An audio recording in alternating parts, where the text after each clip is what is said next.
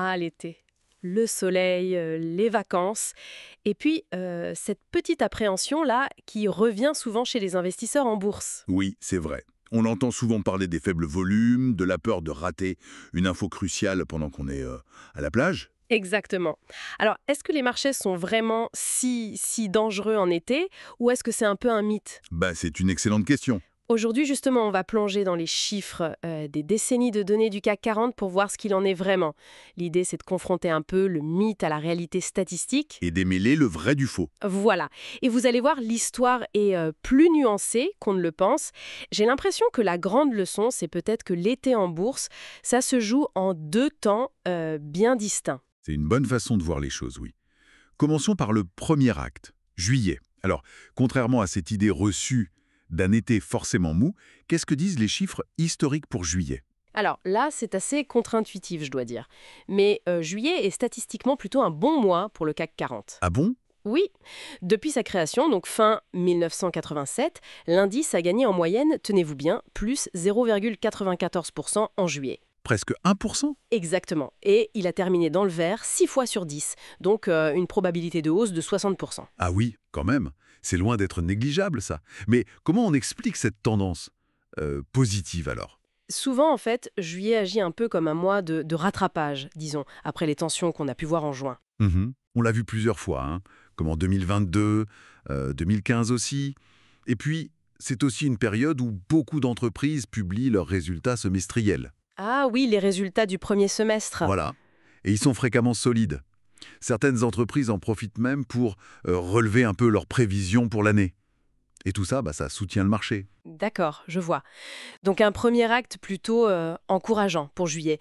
Mais alors, d'où vient cette réputation difficile de l'été? C'est le deuxième acte, c'est ça? Exactement. L'appréhension n'est pas sans fondement quand on regarde août et septembre.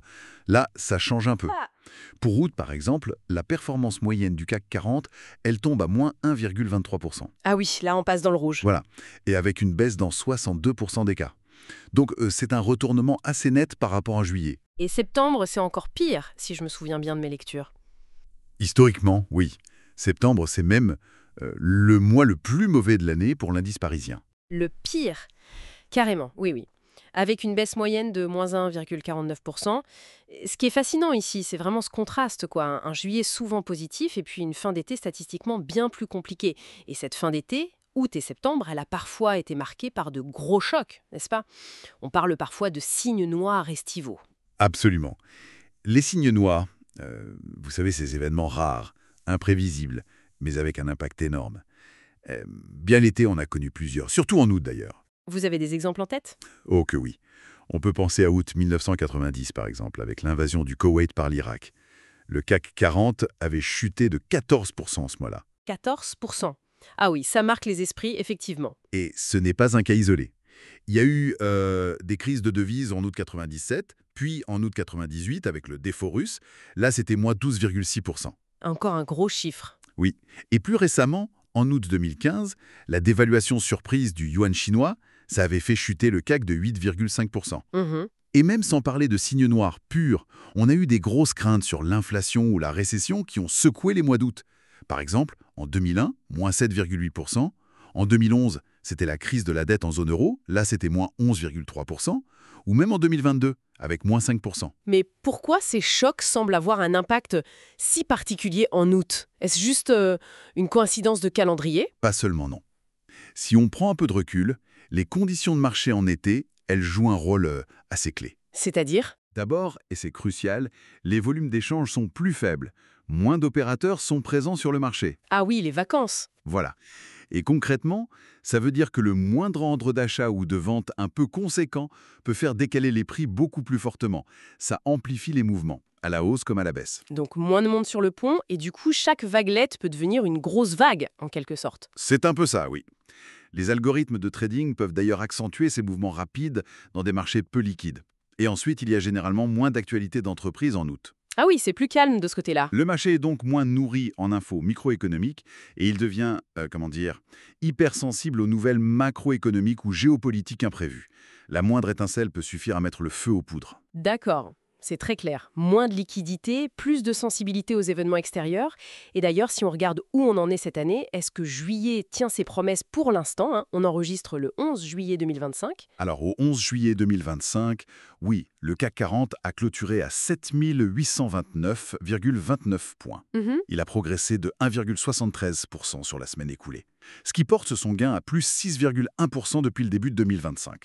Et sur un an, on est à plus 2,7%. Donc oui, pour l'instant, ce début juillet s'inscrit plutôt bien dans la tendance historique positive qu'on a évoquée. Ok, parfait. Donc, si on devait résumer un peu ce voyage dans les statistiques estivales de la bourse, qu'est-ce qu'il faut retenir? L'essentiel à retenir, je pense, c'est que l'été en bourse, c'est vraiment une histoire en deux temps. Juillet, statistiquement, défie souvent les craintes initiales, il est plutôt favorable. Mais attention, Oui. attention à ne pas se laisser bercer.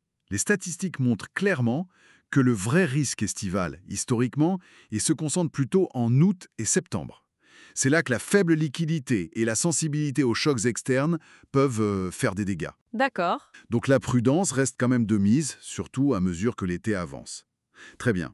Alors, qu'est-ce que tout cela signifie pour les stratégies d'investissement aujourd'hui? Si on sait, ou du moins si les statistiques nous disent qu'août et septembre sont plus risqués et souvent marqués par des chocs, voici une petite question pour la route.